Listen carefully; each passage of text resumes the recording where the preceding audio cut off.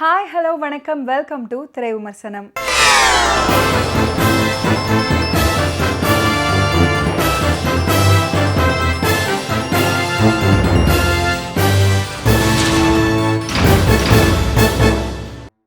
இன்னைக்கு திரை விமர்சனம் நிகழ்ச்சியில் நாம பார்க்க போற திரைப்படம் 99/66.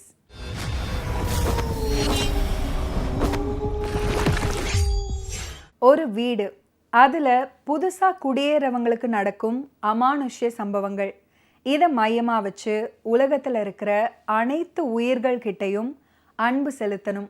மனிதன் எவ்வளவு பெரிய இடத்துக்கு போனாலும் ஜாதி அப்படின்ற தேவையில்லாத ஒன்றை சுமந்துக்கிட்டு போவதை கைவிட வேண்டும் அப்படின்ற கருத்துக்களை சொல்லுது இந்த திரைப்படம்.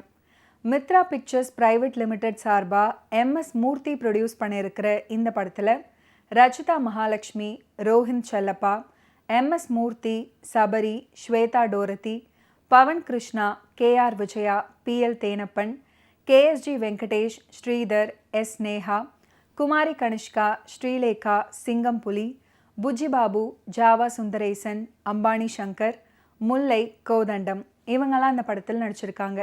சாவிலோ ராஜா சினிமாட்டோகிராஃபி பண்ணியிருக்கிற இந்த படத்துக்கு MS மூர்த்தி மியூசிக் பண்ணி இந்த படத்தை டைரக்ட் பண்ணியிருக்காரு.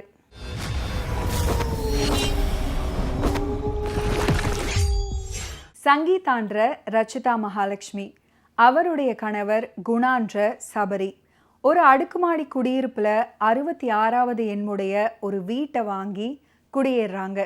குணாவுக்கு சங்கீதா மேலே பிரியமெல்லாம் கிடையாது.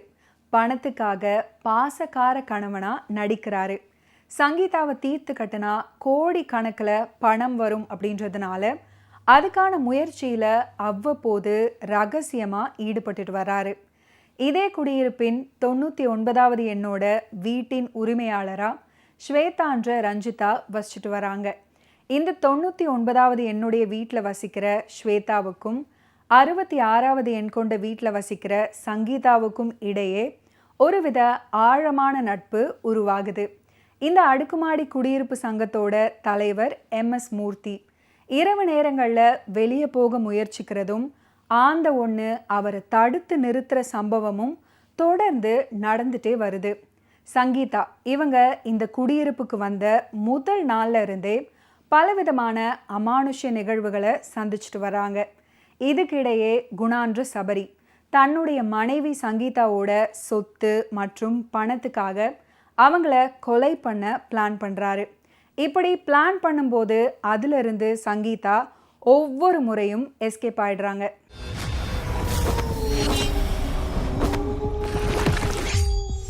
ஒரு நாள் இரவு சங்கீதா தன் வீட்டில் இருந்து ஜன்னல் வழியாக வெளியே பார்த்துட்டு வராங்க. அப்படி பார்த்துட்டு வரும்போது 99வது எண் கொண்ட வீட்டில் இருக்கிற ஸ்வேதாவை அவருடைய கணவர் கரன்ற ரோஹிந்த் கொலை பண்ண ட்ரை பண்ணுறாரு. இதை சங்கீதா பார்க்குறாங்க. பார்த்த இவங்க உடனே அக்கம் பக்கத்தில் இருக்கிற மற்ற குடியிருப்பாளர்களையெல்லாம் கூப்பிட்டுக்கிட்டு அங்கே போகிறாங்க. ஆனால் அங்கே போனதுக்கு அப்புறம்தான் தெரியுது அவங்களுக்கு பெரிய அளவிலான ஒரு அதிர்ச்சி காத்துட்டு இருக்கு. இந்த 99வது எண்ணுடைய வீட்டில் யாருமே வசிக்கலன்னும் ஸ்வேதா பல வருஷங்களுக்கு முன்னாடியே கொலை செய்யப்பட்டு விட்டாங்க அப்படின்றதும் தெரிய வருது. அது மட்டும் இல்லாமல் இந்த ஃப்ளாட்டோட உரிமையாளர் மூர்த்தின்ற MS மூர்த்தி தன்னுடைய மகள் ஸ்வேதாவை கொன்றவனை பழி வாங்க துடிக்கிறாருன்றதும் வெளிச்சத்துக்கு வருது.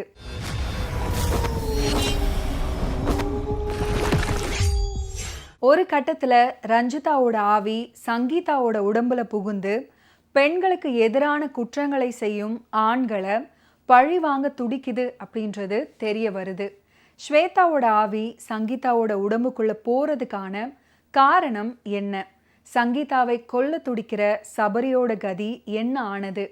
ஆவியின் உதவியோட சங்கீதா தப்புச்சாங்களா இல்லையா அப்படின்றது தான் இந்த படத்தோட மீதி கதை.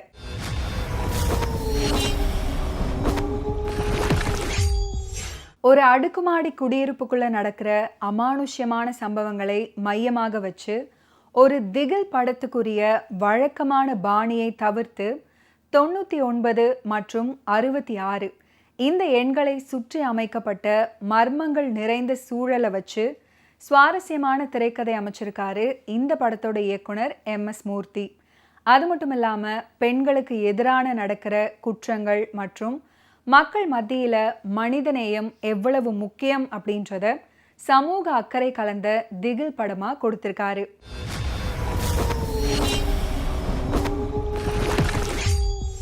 ரச்சிதா மகாலட்சுமி சங்கீதான்ற கேரக்டரில் பயம் மற்றும் ஆக்ரோஷம் 2 விதமான மாறுபட்ட நடிப்பை கொடுத்துருக்காங்க. குறிப்பாக சொல்லணும்னா ரஞ்சிதாவோட ஆவி அவங்க உடம்புக்குள்ள புகுந்து செயல்படும் போது அவங்களோட உடல் மொழி மற்றும் ஆக்ரோஷம் கணவரிடம் காதலை வெளிப்படுத்தும் போது.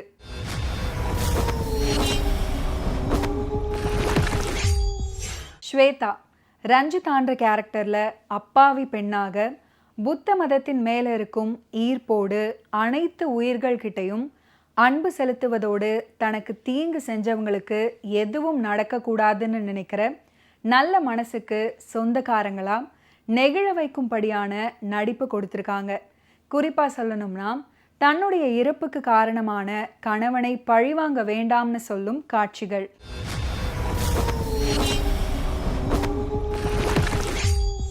புதுமுகங்களான குணான்ற கேரக்டரில் சபரி சங்கீதாவோட கணவராக, கரன்ற கேரக்டரில் ரோஹிந்த் ஸ்வேதாவோட கணவராக எதிர்மறையான கேரக்டரில் நடிச்சிருக்காங்க. குறிப்பாக சொல்லணும்னா நல்லவங்களாக நடித்து மனைவியை ஏமாற்றும் இவங்களோட வில்லத்தனம், மனைவி மகள் பற்றி சொல்லும் ஃப்ளாட்டின் உரிமையாளர் மற்றும் ரஞ்சிதாவோட பாசமுள்ள தந்தையாக எம்.எஸ். மூர்த்தி எமோஷன் கலந்த நடிப்பை கொடுத்துருக்காரு.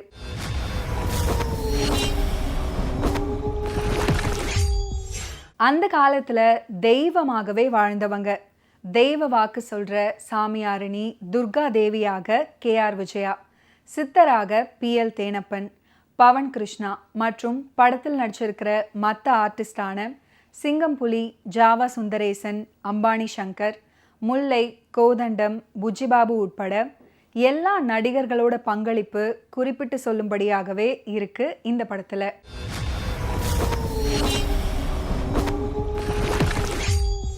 சினிமாட்டோகிராஃபர் சேவிலோ ராஜா அடுக்குமாடி குடியிருப்பின் மர்மமான சூழலை வண்ணமயமாகவும் அதே சமயம் பார்க்குறவங்க அதிரும்படியான வித்தியாசமான கோணங்களில் படம் பிடிச்சிருக்காரு. குறிப்பாக சொல்லணும்னா அடுக்குமாடி குடியிருப்பில் முழு படத்தை படமாக்கி இருந்தாலும் ஒவ்வொரு முறையும் புதிய கோணங்களில் அடுக்குமாடி குடியிருப்பை காண்பிச்சு ஒரே இடம் அப்படின்ற உணர்வை பார்வையாளர்கள் மனசுல இருந்து நீக்கி இருக்கு இவரோட ஒளிப்பதிவாளர்.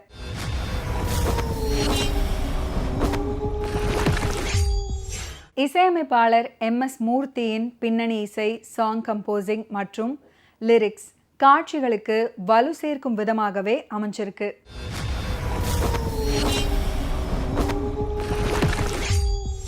Editor T V. மீனாட்சி சுந்தர், கலை இயக்குனர் Jayamurugan, stunt director fire Karthik, நடன இயக்குனர் ஸ்ரீதர், அக்ஷயா ஆனந்த் உட்பட தொழில்நுட்ப கலைஞர்களோட பணி படத்தின் நிறைவு.